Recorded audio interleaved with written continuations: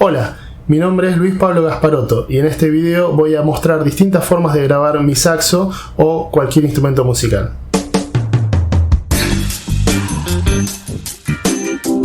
Desde hace bastante tiempo vengo haciendo videos sobre saxos y accesorios y una de mis principales preocupaciones fue siempre la calidad del audio.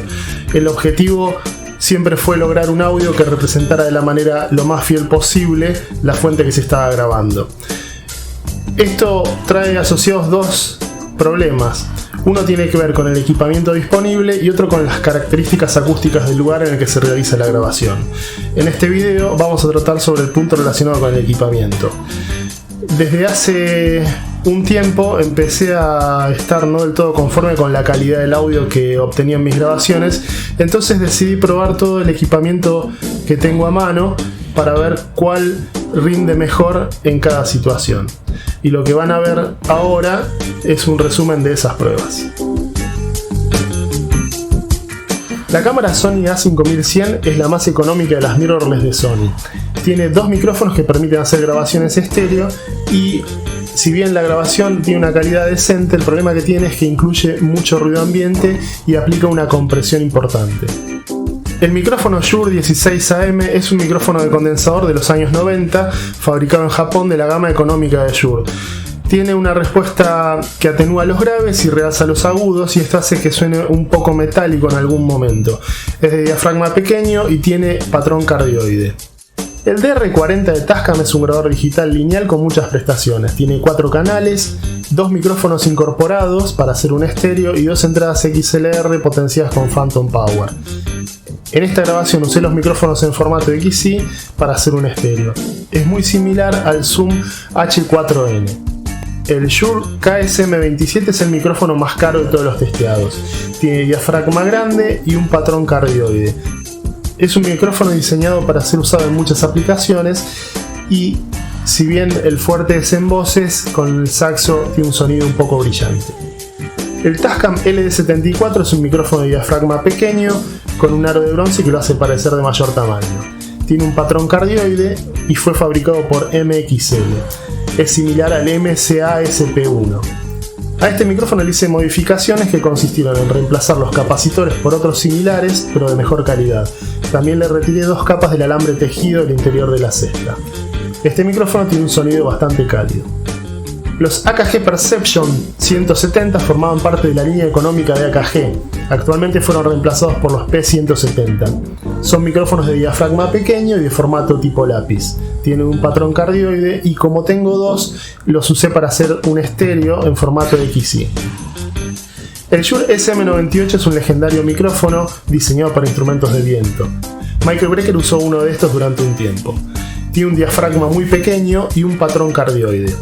En la grabación usé el A98 SPM que convierte el patrón de cardioide a hipercardioide. De esta manera se logra rechazar el ruido ambiente en mayor medida. El soporte A98 KCS se vendía por separado y si bien tiene un mecanismo antivibratorio, el sonido de las llaves se percibe.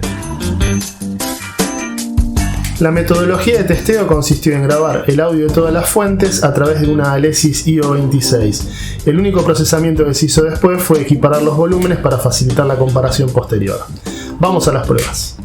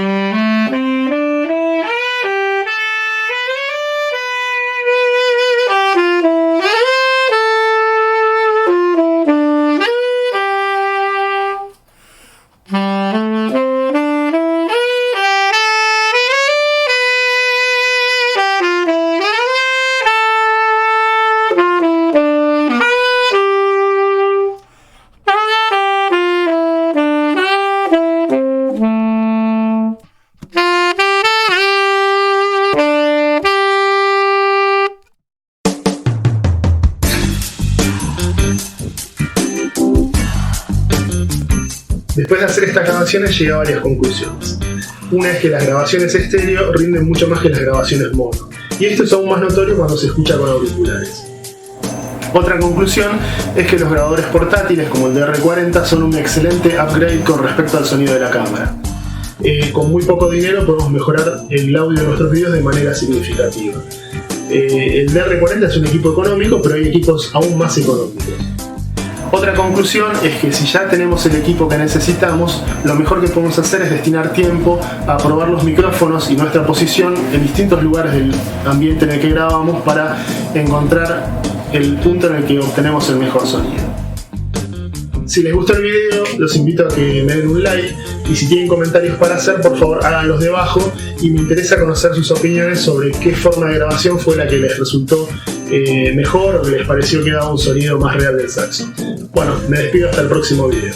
Espero que lo hayan disfrutado.